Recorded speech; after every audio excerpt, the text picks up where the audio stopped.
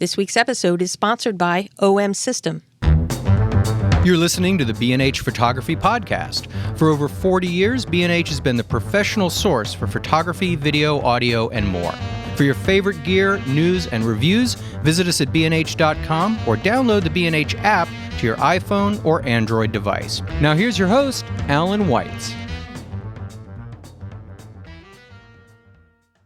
Greetings and welcome to the B&H Photography Podcast. My name is Alan Weitz. And I'm Jill Waterman.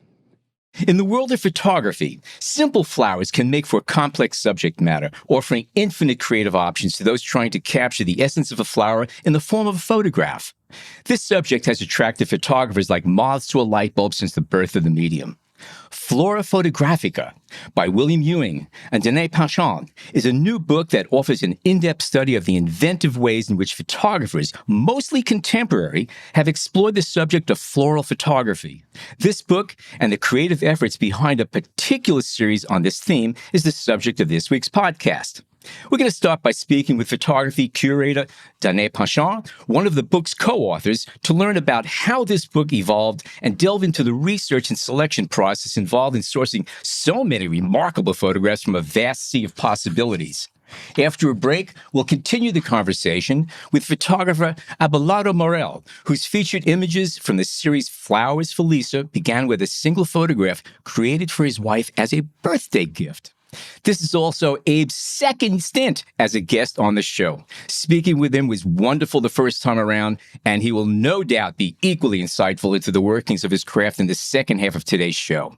With St. Valentine's Day afloat on the horizon, we couldn't resist exploring the idea that a photograph of a flower, or better yet, an entire book of floral photography, can make a more endearing gift than a traditional bouquet of flowers. Now a bit more about today's guests. Danae Panchaud is a photography curator, lecturer, and museum professional based in Switzerland. After studying photography at the widely acclaimed Vivet School of the Arts, she turned to curatorial practices at Geneva University of Art and Design. She has since held positions in the fields of contemporary art, design, and science at several Swiss institutions. From 2018 to 2021, she served as a director and curator of Photoforum Pascat in Biel. In 2021, she was appointed director of the Centre de la Photographie Geneva, also known as the Geneva Photographic Center, where she explores the medium as a tool for constructing knowledge through both contemporary and historical photographs. Danae is actively involved in a number of Swiss associations for photography and the arts, currently serving as the president of Spectrum Photography in Switzerland. Abelardo Morell appeared in the show Abelardo Morell, Alchemist of Photography in 2022. Born in Havana, Cuba, Morell immigrated to the United States with his parents at the age of 14. After earning a BFA from Bowdoin College and an MFA from Yale, he had a distinguished career as photography professor at the Massachusetts College of Art and Design from 1983 to 2010. He's received many awards and accolades for his work, including a Guggenheim Fellowship in 1994, an ICP Infinity Award in 2011, and a Lucy Award for Achievement in Fine Art in 2017. He's the author of 8 books, including Flowers for Lisa, the subject of today's discussion, and his photographs have been exhibited and collected by galleries, institutions, museums worldwide. Danae and Abelardo, welcome to our show. Thank you so much. Thanks, too. Nice to be here. And it's good to have you back again. So it's nice having a return guest here. You know, before we go on, we have a whole list of questions here. I want to just throw a couple of thoughts in here, and that this book is extraordinary in the fact that while it sounds like it's a picture book of flowers, it's not. Flowers are the theme, but flowers are not necessarily what the photographs are about. And I find that some exciting imagery in here from many photographers who I was familiar with and many that I've never heard of before in my life. But it's interesting how one subject can be so widely worked on, and there's so many concepts that go on here. This is the second version of the book. The early version came out a few decades ago, and the original version was mostly black and white, and this one's mostly in color. The book is wonderful, and let's get started here. The first group of questions will be for Danae. And again, Abe, if you feel like throwing in a comment, feel free, okay? We're not going to be shackling you here at all. So, for starters, Flora Photographica features images by more than 120 leading photographers. These are all really good people. If you could tell us about your research process for the book. Now, how long did it take you to find all the pictures? How many artists and how many pictures were in the raw edit? And how did it all evolve? Yeah, that's a very good question. And that was actually an extremely interesting, exciting process to go through. We started by really casting a very, very broad net over the topic. So we started from artists we knew were working with flowers, things we could find in magazines, exhibitions everywhere, but also Instagram magazines, even sometimes Google image search, I have to confess. And this initial phase lasted maybe 1 or 2 years. We were not working on the project full time, obviously, but still very regularly. We were always also constantly exchanging emails, snapshots, forwarding newsletters, not necessarily to say, okay, this image we might want in the book, but artists are working in that way with flowers. Have we thought of that? Have we looked at enough botanical photographers, for instance, and so on? And we gathered, probably at some point, we had 5,000 to 6,000 images, plus some entire archives that some photographers would send to us. So sometimes a few people were really sending us like, okay, you can have a look at my entire archive. Here it is. It's 12,000 pictures. Good luck. So we really had an immense reservoir of images. And we really started from this huge archive. And then the second phase, we were also constantly adding to that archive, but we would also take a lot of time together to just go through it and make selections. Like, this is interesting. This maybe not. Maybe we should look at that person, and so on. We made, I don't know how many, maybe 20 or 30 selections, figure out potential chapters or themes, and also thinking about what we were missing, what was lacking in that selection. Also, giving ourselves some challenges, like, do you think that Cindy Sherman would have a good flower? Let's find out. We found out. She did. And so on. So it was a very, very joyful process. Also because we were looking at photographers who do not necessarily have a very well-known flower series, for instance. So also this little challenge of hunting for flowers where they were not necessarily expected. And then from this process, this was around in total, I would say 3 to 4 years of regularly working on it. And then we boiled it down to around, I would say, 500 to 600 images. So 10% selection. And here we started being much more severe and radical in our selection, really thinking where we wanted the book to go, what we felt was really absolutely necessary, what maybe wasn't necessarily as strong. But then the selection process, in the end, what you have in the book, it's not a best of. It's not the, 272 strongest images of flower. It has to be very organic. Pictures have to go together, to make sense together, to work in pairs. So it's very much about the final selection and sequence of images within the book, rather than about necessarily the individual images. It has to work as a body. That's very interesting. A question I have, you're working with William Ewing, and you're both editing thousands of photographs. I'm curious about, are your tastes and his tastes in photography, are they fairly close, or are you guys kind of opposite of each other and had to discuss a lot of things? Are you in the same wavelength, or do you vary? I think we're interested in different things. We agree on, the broad strokes. And then, of course, we had images where William would be like, we need to have this. Okay, don't quite see it, but okay. So because we also have different tastes and interests, that we managed to have also such a broad scope of practices within the book. This is what was really interesting for us, to be working together and to be confronting our point of view and then coming with something very strong because it was a mix of our interests, point of views, what we were really deciding that, okay, this is the hill I will die on. This picture will be in the book. We never had like heated discussions or profound disagreement, not at all. It was also very, very organic and very fluid process in many ways. Also, I think there is a point where when we make the selection, it becomes purely visual. We shut down the other parts of our brain and we were just looking at pictures and making a selection purely from what we were seeing, which is really the best part of our jobs, I have to say. Gotcha. Now, William published another book using the same name in the 1990s. How did these two books differ? Did he sort of like pull a lot of experience from the first book and say, okay, here's what I wish I did or would rather do, or I think we should go from here? How did they compare? And how much did you rely on the older book to prep this one or plan this one, if at all? Yeah, that's a very interesting question. So the idea for the first book, which William did without me, obviously I was 8 at the time. But the idea was to tell a history of photography through a very unexpected topic that may look a little bit insignificant in the history of photography, but is actually very central and very revealing of the history of photography. So this was the origin of the project with the first book. And then how the second book came to be.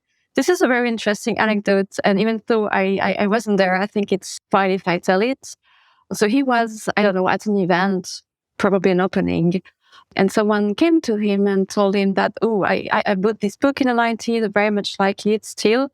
So what happened in the field of flower photography in the last 30 years? And he realized that he wasn't so sure. So this is where his curiosity was piqued again. And when he saw that there was really a potential new book there, he asked me to join forces and work on the project together.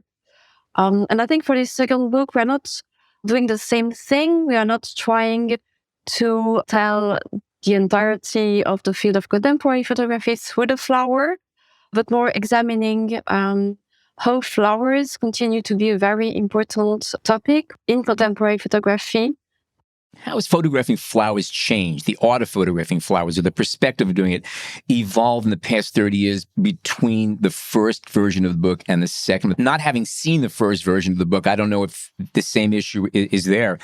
It seems that painting is very much a part of the second book. A lot of the photographers used painting itself and incorporated painting into it, and many of the photographs hardly look photographic, quote unquote. They do look more like paintings. Or is that something that you also recognized in the first version of the book?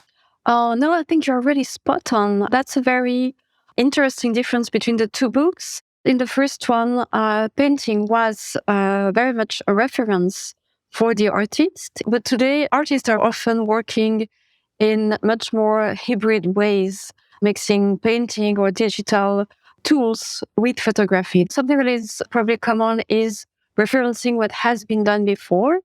It was done differently in the 19th century when photographers were still finding their voice with photography, had references coming from a different medium and were figuring out what were the specific qualities of the photographic medium. Whereas today, people are really digging through that vast archive, I think in a way that is much more free. Yeah, I think that would be an important difference. Another one is, as you pointed out, the first book is around 90% black and white, and the second one is 90% color photography. So we don't know who the third book will look like, considering this. Of course, we are planning a third one for, in 30 years. We are starting to work on that one. What about digital technologies? That must have changed or affected the kind of imagery between the two books as well as a lot of modern trends. Is that correct? Yeah, probably. Another thing I should point out as well is that it has made our job much easier because so much is available online, so that we were able to discover, young photographers who are not necessarily yet in the gallery circuits, who have not necessarily exhibited much, but who have a nice Instagram account or a website. So I would say digital tools have made our job much easier. We were able to find people we would have not found probably 30 years ago. And then, of course, it is also a big part of who artists work nowadays. It's not just a matter of which tool they use, but also which kind of imagery, aesthetics can develop also from these tools and the visual culture that comes with them. Is it safe to assume that because you have venues like Instagram and all these other places where you could be looking at imagery, I would imagine that the difference between the two books from the 1990s till now is that you had a lot more imagery to wade through because there are that many more photographs being taken by that many more people. Yes, probably. I mean, again, I was involved in the first book, so I cannot really speak of how the research was done. But yes, probably. But then again, looking at pictures is the most enjoyable part of my job. So we really dived in with a lot of enthusiasm. I have to say, even though, at some point we were a bit at the limits of what was properly manageable. But I mean, some people have to go through much larger archives every day. I can complain. And I enjoyed it very much. I would do it again. By the way, I have to note that whenever a monochromatic image came up in the book, I did take notice of it. I mean, all the images are amazing. I mean, I was going through last night. I was taking another flip through the book, and I said, I'm going to make a list of the photographers I really like here. It would have been a lot easier just to tell you about the photographers that I think are just excellent, but I like the other ones more. Because I can't say I saw anything here that I would say is a photograph that I didn't particularly like in one way or another. And I've seen a lot of pictures that do nothing for me. I can't say that about this book. Interestingly enough, two of my very favorite pictures are on the front cover and back cover. Oh, yeah. I happen to love those. I mean, and I just happened to notice that just a little early. Saying, "Oh, look at those! Yeah, look at that front and back. Those are good." The book is organized around 9 very intriguing chapter titles. You have Roots, In Situ, Inquiry, Arrangement, Essence, and on. At what point in the research and selection process did these titles make themselves evident? And I think it's a brilliant way of doing it. It's a very interesting approach. Was there a lot of debate between you and your co-author on where the picture should fit and the naming of these chapters? Oh, yes, definitely. This is really one of the hardest parts of the work, coming up with convincing chapters and a convincing sequence. So we really dedicated a lot of time to doing that. And here we got also a lot of help from the first book. Actually, a lot of the chapters are similar, not all of them. But we started, our first idea was, okay, let's have a look and see how these chapter titles or topics from the first book are working with our new book. Some of them are still here, others were quickly abandoned, and some of them made it around halfway through. Then the difficulty is to have chapters that make sense, that can be understood, but also do not make the material become dull.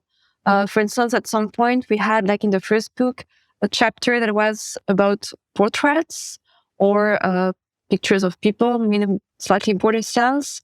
And all the images there were strong, I think, and they were still in the book. But brought together, they were sort of canceling each other out. This chapter just wasn't working. But this is something that you only understand and realize after you've been working on it for a few months. So we decided to put the persons into the different chapters where they can come as a surprise, and bring something new in the different other chapters, for instance. So we had to figure out new chapters that were not there in the first book.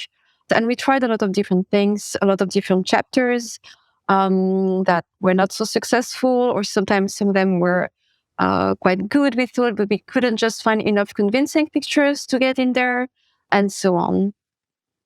How many times did you have a photograph that could actually fit in more than one chapter? And I'm sure they had a big. Yeah, very often, actually.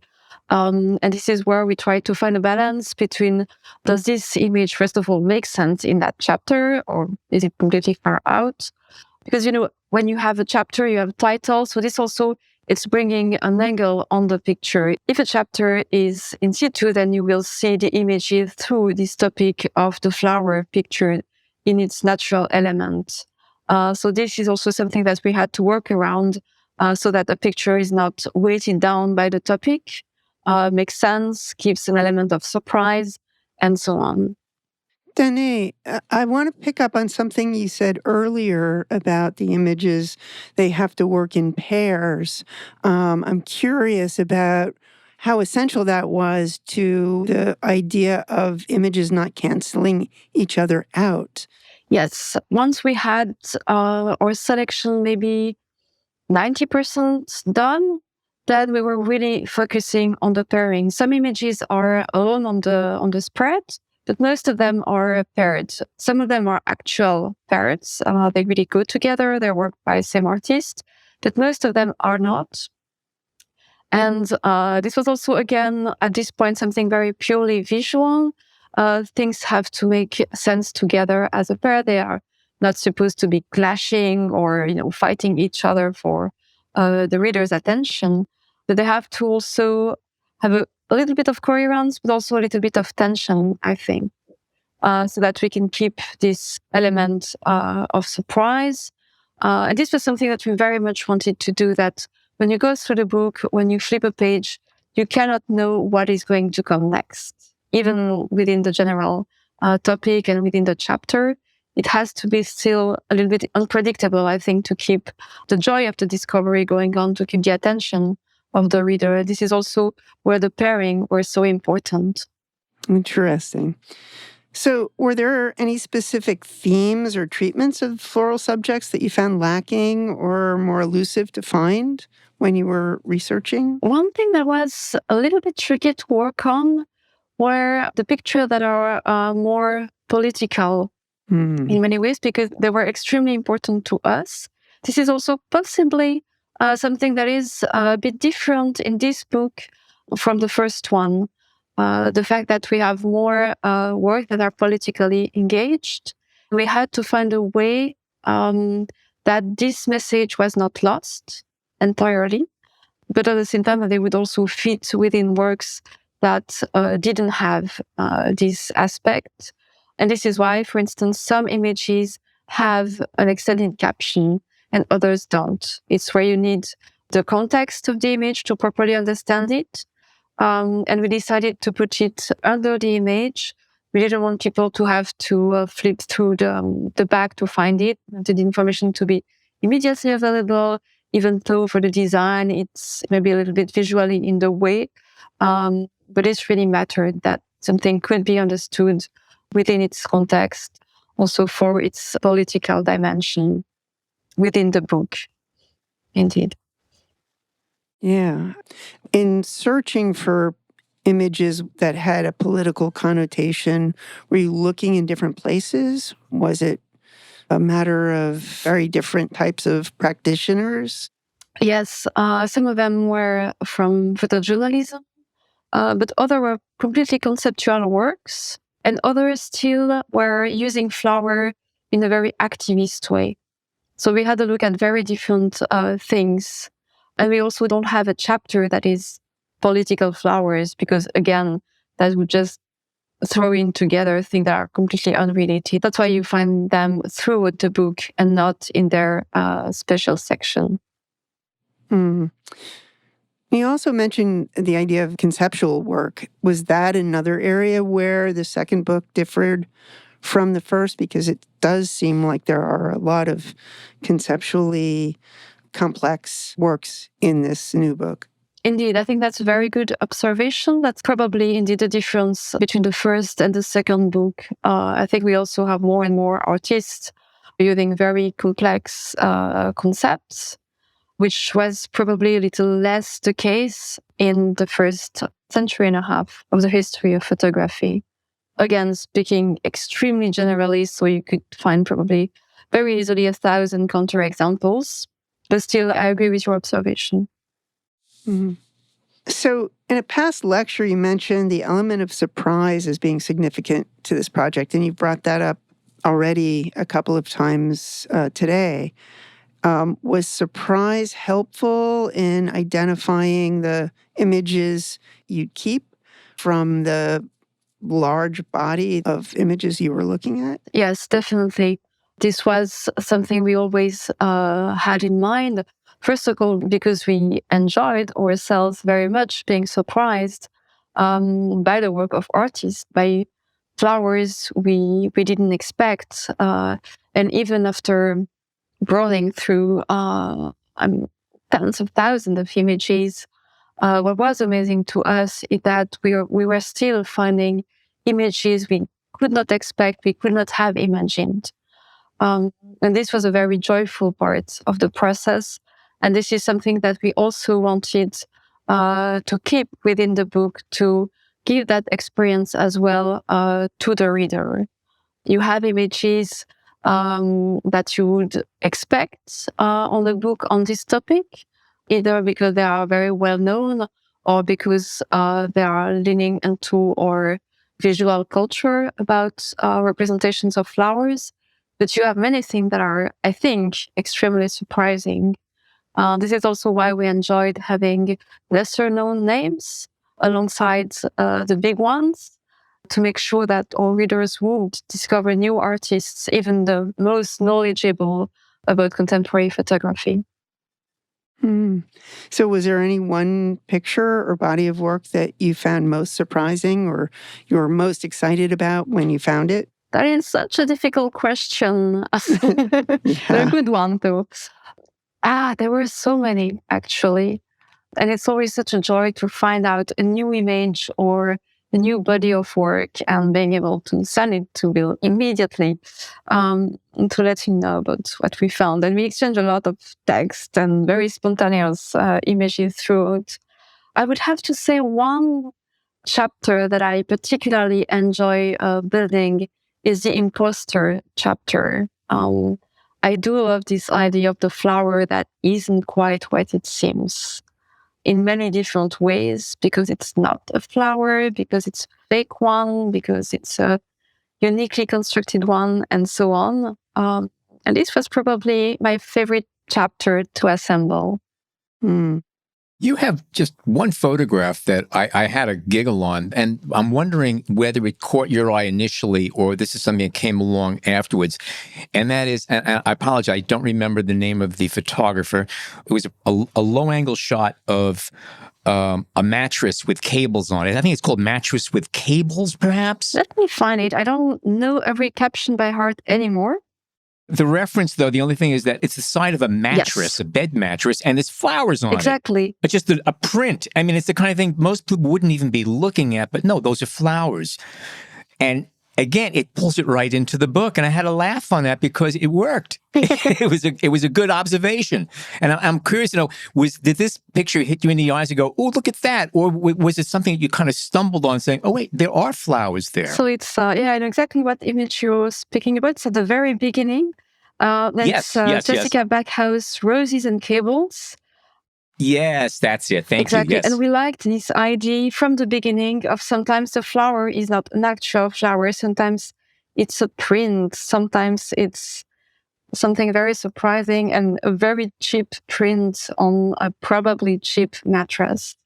And at the same time, this flower print on the mattress is very central. You know, we were not keen on embarking on the Where's Waldo thing. So the flower had to be centerpiece and obvious. But it could also be something very unexpected, something very cheap, something very poorly printed.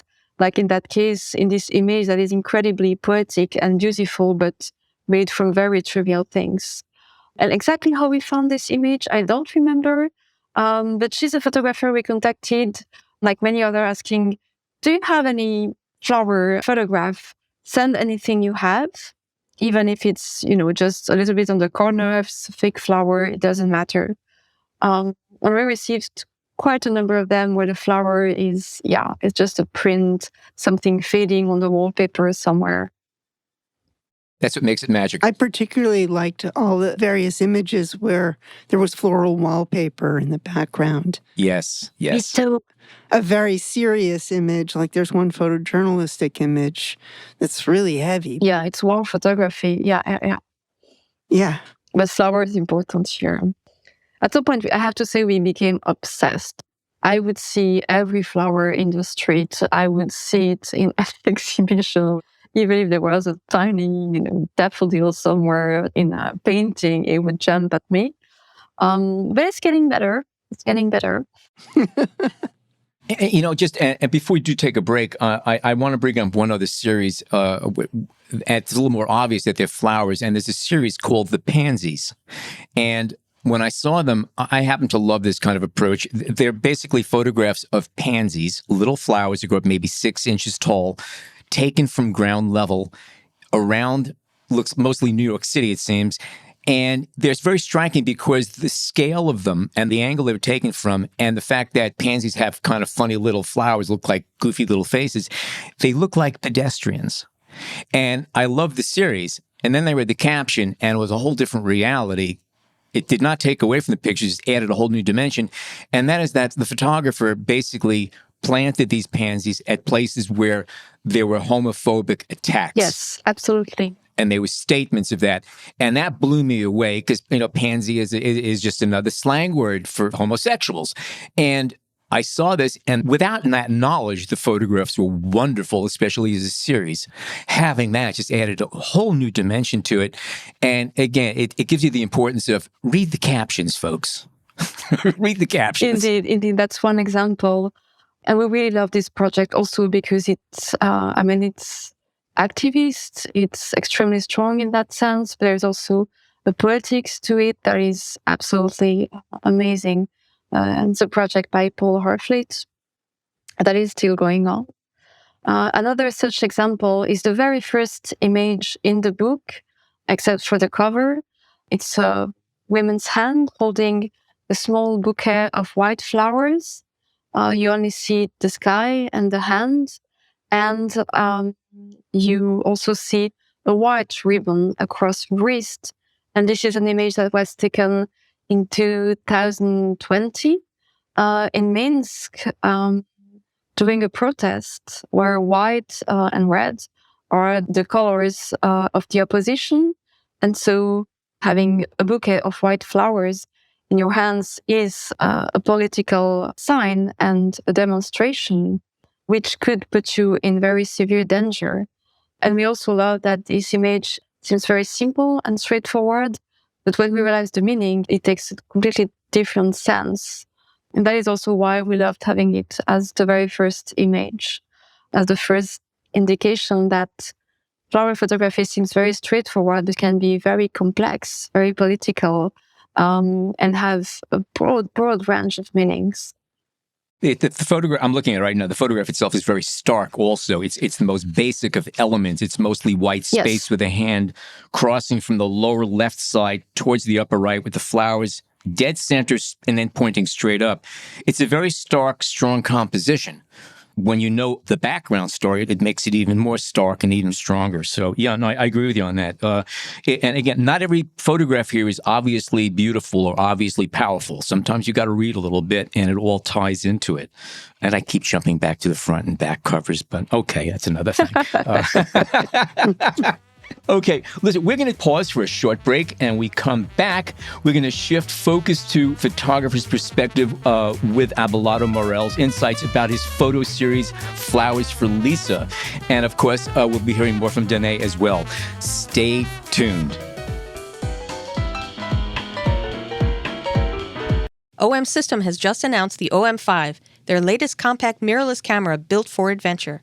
Portable, packable, and meant to accompany you on your journeys, the Micro Four Thirds camera has been updated with improved image stabilization, image processing, and handheld high-res shot mode for making 50-megapixel stills without a tripod. Learn more about the OM5 and other OM System products at bnh.com using the link in our podcast show notes.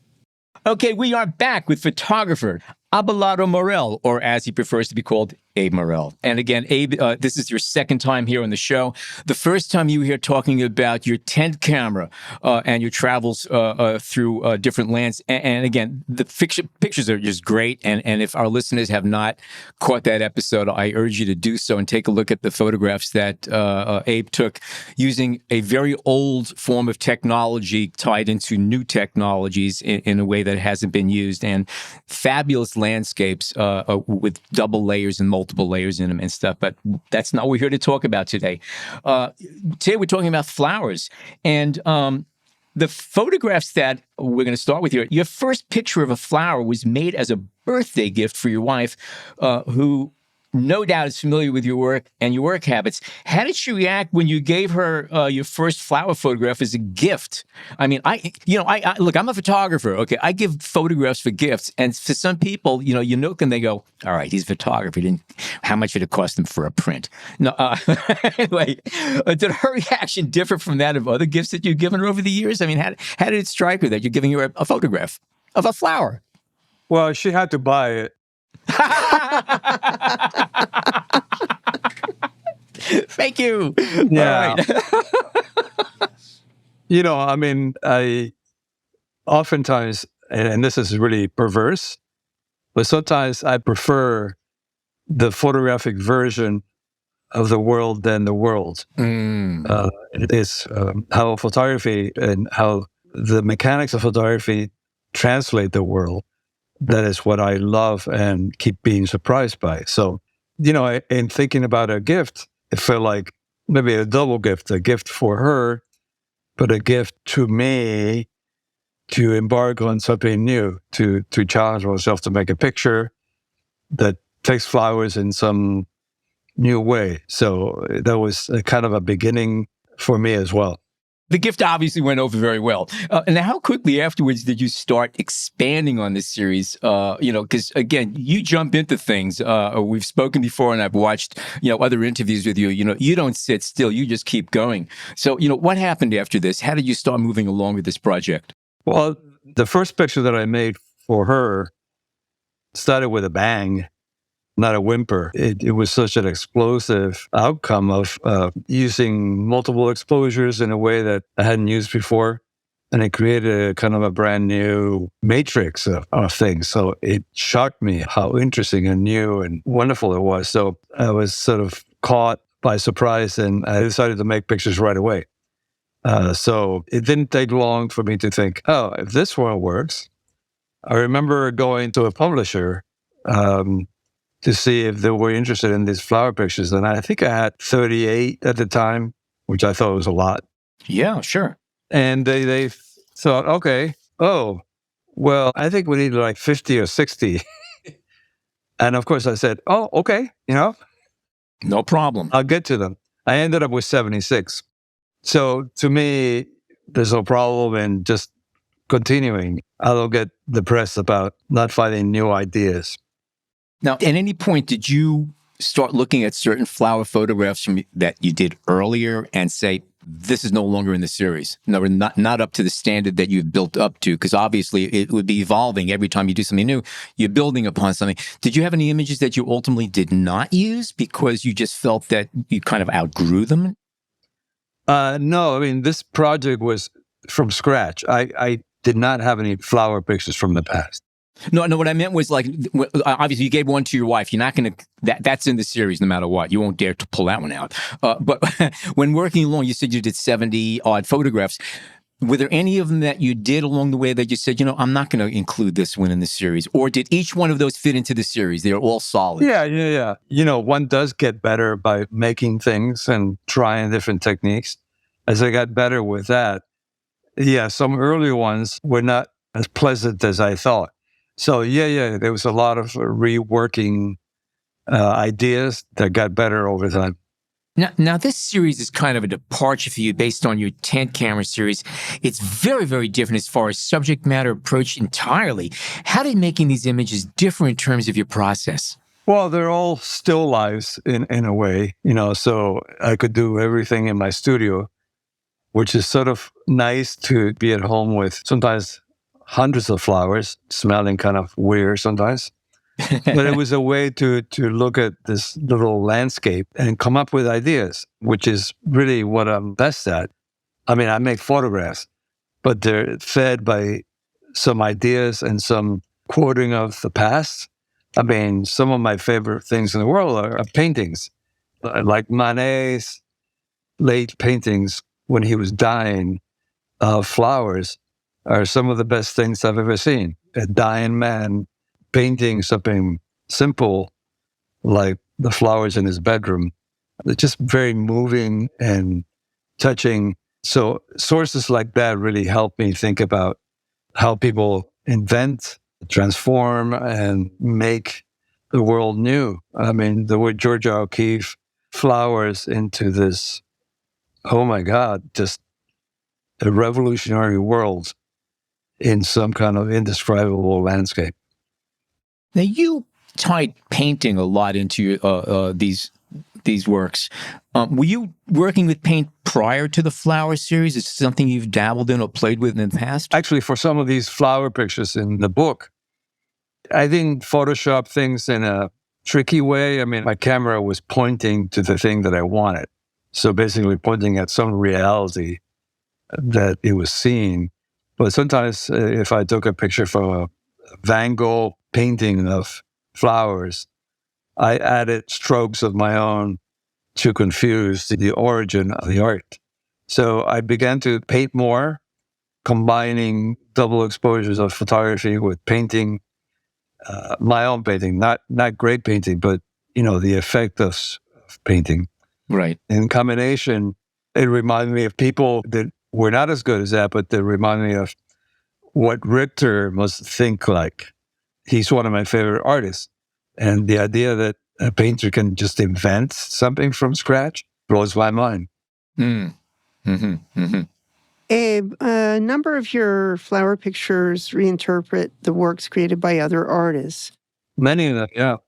And you've drawn from art history and earlier work, but did the photos in this series push that idea further than you've ever gone before? Yeah, absolutely. I mean, if you come to my studio, most of the books are of painting and sculpture. I am a photographer, but painting, the history of painting has informed my straight photography. Not to copy painting, but to use some of the ideas inherent in painting that could be also photographic or extra photographic. I mean, I'm a contemporary artist and I want to use the same tool set that Richter and people like that use. It's part of the pleasure.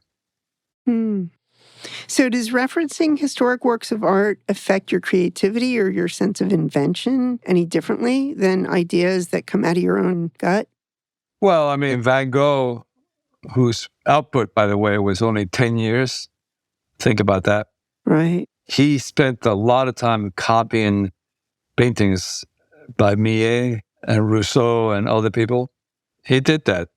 Mm-hmm. There's no contradiction there. He wanted to emulate people he loved. It didn't mean that it took away from him. It just made him better. Yeah, that's true.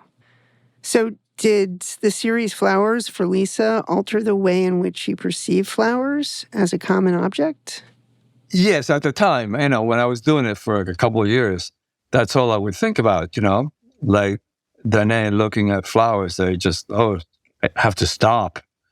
During the time, I was infected with the idea of how flowers could be something else, or could be more beautiful, or more dramatic, or more evil, all that. But now, because I'm on to something else, I still buy flowers from Lisa in the supermarket. That's sweet. Are there any aspects of flowers that you haven't explored yet? Is there anything you want to push on this, or are you kind of happy where you are with flowers?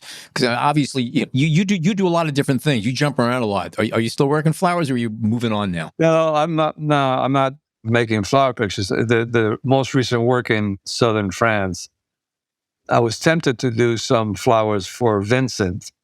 I still might do that. So I'm thinking that could be something related to Van Gogh, but the jury's still out on that.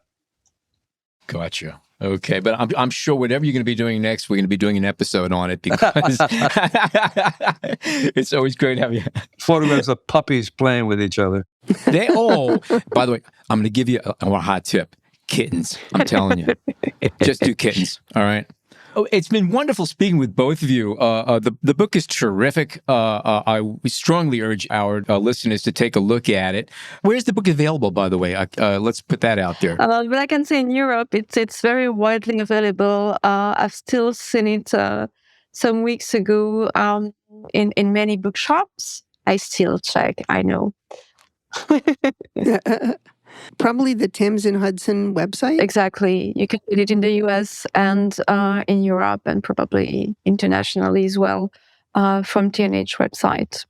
We're going to have all of the links for the book and everything else. It'll be in our show notes. Anybody who's interested in taking a look at it. But what it really is, it's more than just about flowers. I mean, if you're into flowers, you're going to love it. But if you're into photography, you're going to love it too, because it really shows how many different photographers from all over the world, on different ages, different cultures, approach the imagery of photography of flowers. And it's fascinating, some of the routes people have taken and how it's included. It's just good to be able to see how people express themselves and the different ways that the same topic can be viewed.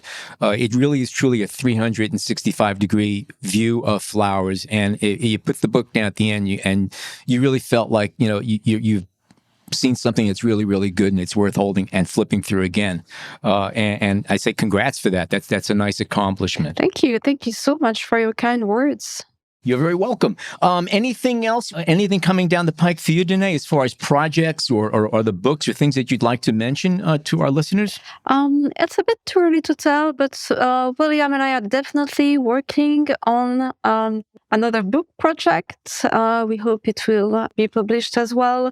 Something a little bit similar on one specific topic and all the beautiful images it can prompt artists to make. Now, are you going to share what the topic of this book is, or is that still under wraps? Not yet. Only when you invite me back. I promise you, it's just between us. It's just between us. No one else is going to hear. I promise you.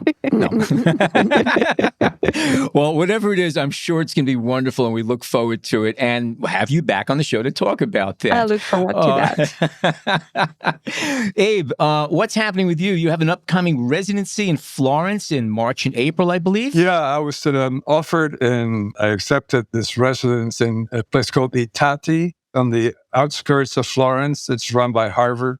It's a place where Renaissance scholars meet and talk and think and drink and all that. I was offered the gig as an artist 2 months on the outskirts of Florence with my wife, where I'm actually, this is flash news here, but I'm beginning to think about writing some kind of book. It's not exactly a memoir, or something along the lines of narrating my life experience through looking at my own photographs. So a way to narrate things through my photographic life and experience and all that. Stay tuned, because we haven't done it yet, but we're going to spend 2 months eating pasta and all that and thinking about it. Then we're driving to France to a place called Auvers, where Van Gogh finally finished his life, literally. He made 70 paintings in 71 days there. So I want to photograph in that town in my own way of using a tent camera and making some fresh observations of the landscape. So that's it so far. That's it so far. That's all? No, it sounds it really sounds wonderful. And look forward to seeing what you come home with, what you bring back. Thank you. And hopefully it'll be just yet another show. So let's take a note on that one there. And again, thank you both so much, Danae Panchaud and Abe Morell, for joining us today. The name of the book is Flora Photographica, a lovely book, definitely worth looking at. And again, if you're into good photography and if you're into flowers, it's a double whammy. It's a fabulous book. Strongly urge you to check it out. And thank you so much for joining us. As I said, if you are a fan of the show, but not yet a subscriber, head on over to Apple Podcasts, Spotify, or wherever you get your podcasts and click subscribe. You can also find us on the Explorer blog, where we post photos from our guests along with our show notes. And please join us on Facebook at the B&H Photography Podcast group, where you can share your favorite photos and comments about the show. My name is Alan Weitz, and on behalf of Jill Waterman and Mike Weinstein, thank you oh so much for tuning in today.